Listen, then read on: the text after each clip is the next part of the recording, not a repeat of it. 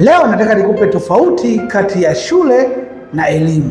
Ipo hivi, unajua wakati tunasoma au shule ina mwisho, lakini elimu haina mwisho. Elimu haina mwisho, ila shule ina mwisho. Na inakujaje?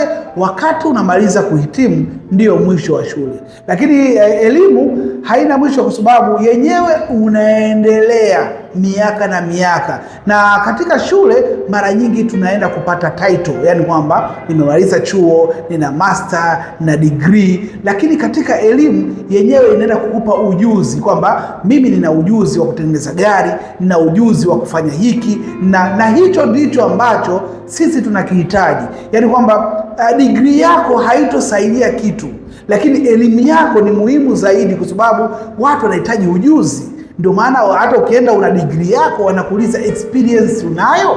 Kwa nini? Kwa sababu wao wanachoangalia ni experience zaidi kuliko iko cheti chako. Na ndio maana kwamba watu ambao wana experience au wana ujuzi au tunasema ndio hiyo elimu wako mbali zaidi kuliko watu ambao wamekaa na vyeti vyao. Lakini pia hii shule mara nyingi inatupa viburi. Yaani kwamba mimi nasema kwa sababu mimi nina master, nikimwangalia mtu mwenye diploma na mdharau, mtu wa darasa 7 na mdharau. Lakini katika elimu hauwezi ukawa na kiburi kwa sababu huwezi jua yule mtu ana ujuzi gani. Na hii unaweza ukaona kwamba kuna mtoto mdogo sana ana ujuzi mkubwa sana kuliko wewe ambaye ni mkubwa sana.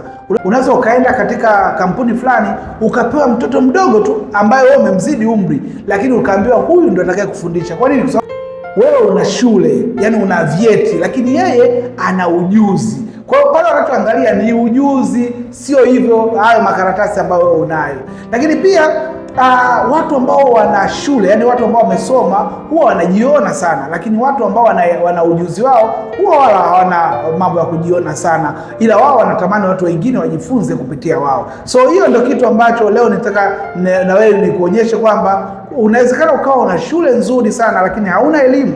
Na watu wengi duniani au watu ambao wanaajiri wanahitaji sana mtu ambaye ana elimu kuliko mtu ambaye ana makaratasi ya shule. Je, wewe una elimu au una shule? Na je, unajivunia elimu yako au unajivunia shule yako?